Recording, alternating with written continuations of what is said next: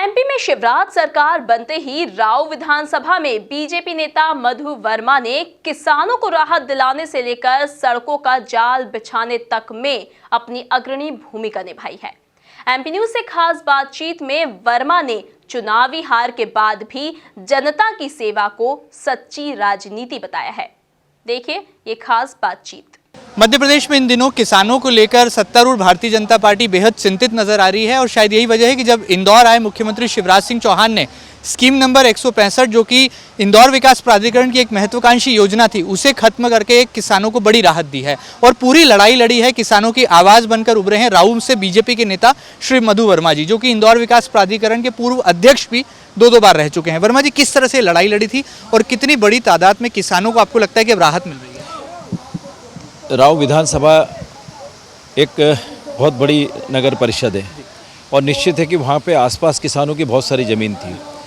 लंबे समय 35 साल पहले वहाँ पे राऊ के अंदर इंदौर विकास प्राधिकरण ने स्कीम नंबर 119 लगाई थी।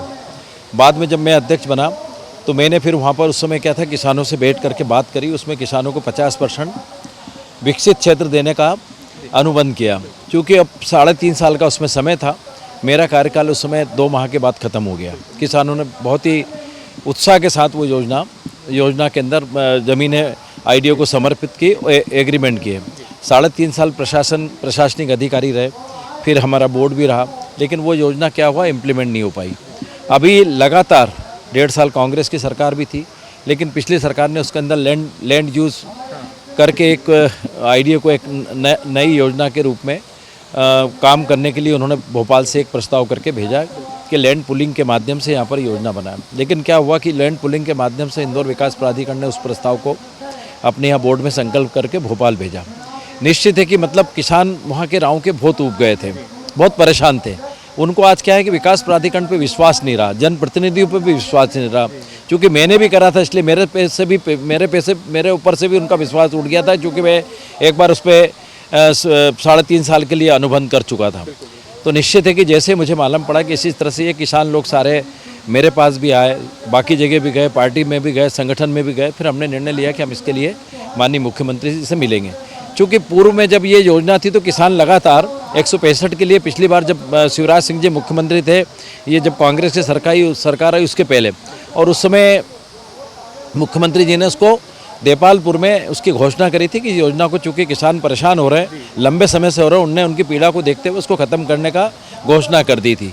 और निश्चित है कि जब कोई मुख्यमंत्री किसी चीज़ के, किसी भी योजना या कोई चीज़ के घोषणा करता तो उससे आगे अमल में लाया जाता है।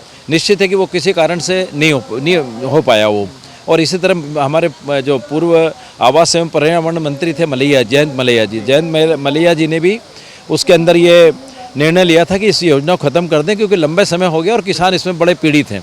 और लेके उन्होंने भी ख़त्म करने के लिए विकास प्राधिकरण को निर्देश दिए थे। तो वहाँ से एक प्रस्ताव बन के गया था कि शायद इसको ख़त्म निरस्त करना चाहिए, क्योंकि ये उस कार्य योजना में पूर्ण नहीं हो रही, उसको लेके चलता रहा। अभी जब लैंड पुलिंग के माध्यम से जब ये बहुत सारी योजना आईडीए ने वापस से इसको करने का प्रस्ताव किया, चूँकि इसकी स्वीकृति शासन से मिलना है। अभी चूँकि वो इम्प्लीमेंट इसलिए नहीं हो सकती क्योंकि लैंड पुलिंग की जो अभी इन्होंने प्रस्ताव किया उसको शासन से स्वीकृति मिलेगी, उसके बाद ही वो कर पाएंगे। तो हमने माननीय मुख्यमंत्री जी को पिछली बार जब इंदौर आए थे अभी, तो हमने उनसे निवेदन किया कि भाई साहब, ये सारे किसान लोग भी आए थे उस समय उस कार्यक्रम में, और उसमें उन्होंने कहा, उन्होंने निश्चित है कि उनको याद दिलाया हमने, और जैसे ही उनको सारी चीज़ बताई तो उन्होंने कहा नहीं, इस योजना को ख़त्म करी जाए, उसको बाहर की जाए विकास प्राधिकरण से।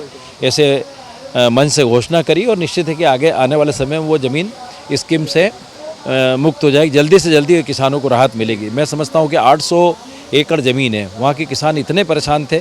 निश्चित है कि जैसे ही ये स्कीम से मुक्त होगी तो वहाँ के किसानों को एक बहुत बड़ी राहत मिलेगी। ना वो बेच पा रहे थे ज़मीन, ना उनको एनओसी मिल पा रही थी, वो बहुत ज़्यादा परेशान थे किसान। इसलिए हम लोगों ने भी उनका साथ दे करके ये माननीय मुख्यमंत्री से निवेदन किया था, और शायद वो अब पूरी लड़ाई आपने लड़ी, किस तरह से अब खुशी की लहर है और आपको लगता है अभी उपचुनाव का भी मौसम है, किसानों को खुश करने का ये जो फॉर्मूला है कितना बीजेपी के लिए भी आपको लगता है कारगर साबित? नहीं, इससे बीजेपी के चुनाव से इसका कोई मतलब नहीं, इसका लेना देना नहीं है, क्योंकि वो एक अपने आप में एक अलग मुद्दा है।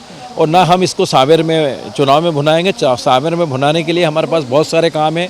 माननीय मुख्यमंत्री जी ने पिछले सालों में बगैर ब्याज का ऋण दिया है, ऐसे बहुत सारे काम किए, विकास के इतने सारे काम शिवराज सिंह जी ने किए कि हम उसको गिना गिना के मतलब लोगों को बताएंगे तो निश्चित है कि हमको उसका फ़ायदा मिलेगा। और आज निश्चित है कि जो 2400 करोड़ की योजना उन्होंने अभी माननीय मुख्यमंत्री पूरे नर्मदा को पूरे मतलब विधानसभा में एक एक गाँव एक एक बस्ती में नर्मदा को जो खेती करने के लिए पानी दे रहे हैं। मैं समझता हूँ कि आने वाले समय में ये शामिर पंजाब बन जाएगा। जो किसान आज 2 फसल निकालते हैं वो 3 फसल निकालेंगे और निश्चित है कि मतलब वहाँ का किसान बहुत खुशहाल और अच्छी स्थिति में आ जाएगा आने वाले समय में। वर्मा जी, क्या कारण है कि इन दिनों आप अपनी विधानसभा में बहुत सक्रिय नजर आ रहे हैं? एक के बाद एक नए रोड सैंक्शन हो रहे हैं, अब तो 4 लेन की बात हो रही है, हवा बंगला से निकलने वाली जो सड़क है 4 लेन होगी। कैसे ये विकास की इतनी ज़्यादा सौगातें आप राऊ को दे पा रहे हैं? इसके पहले जब मुख्यमंत्री आए थे, इसके पहले जब ये, तो उस समय हम लोगों को क्या है, रात दिन हमें लगता था कि मतलब कुछ काम ऐसे बचे हुए हैं कि राऊ विधानसभा में, और हमें लगता है कि अब बहुत समय लेट होते जा रहे हैं। हमें इस बात की चिंता है कि हमारी राऊ विधानसभा को जो आज बहुत सारे लोग जो वहाँ के रहवासी बहुत उम्मीद लगा के बैठे हैं, जैसे इंदौर से तेजानगर की रोड है ना, ताई जी के टाइम पे हमने प्रयास किया था, वो रोड भी बनने वाली है। एक ऐसी की ऐसी फूटी कोठी से लेके राऊ तक, रंगवासा तक, वो रोड के लिए भी जब हम पिछली बार मुख्यमंत्री जी को हम मिले तो मुख्यमंत्री जी ने तुरंत इस वक्त कहा कि नहीं मधु भैया आप तो बताएं, काम जो भी काम बताएंगे वो काम होंगे। निश्चित है उन्होंने भोपाल जाकर के अधिकारियों को निर्देश दिए और निर्देश देने के बाद 13.5 करोड़ की रोड तुरंत उन्होंने सैंक्शन कर दी। ऐसी कागज़ पे नहीं, सैंक्शन उसका पत्र भी हमें प्राप्त हो गया। और निश्चित है कि अब इस रोड को लेके हम लोग ये प्रयास करेंगे कि आने वाले समय में उसकी जल्दी से जल्दी टेंडर लगे और टेंडर लग के माननीय मुख्यमंत्री जी को हम यहाँ बुलाएंगे और एक बड़ा आयोजन भी करेंगे। इस रोड को अभी जो पिछली बार आपने देखा होगा राजीव गांधी से लेके राजीव गांधी चौराहे से लेके जो एबी रोड है राऊ तक का बना था 6 लेन, है ना, उसमें थोड़ी सी त्रुटि रह गई थी। उसमें 2 चीज़ रह गई थी कि एक स्टॉर्म वाटर ड्रेन नहीं डली थी, एक सेंट्रल लाइटिंग का प्रोविज़न नहीं था, सेंटर कैरेज बनाना था जो जिसमें कि इधर से उधर गाड़ी क्रैश ना हो, वो रह गया था।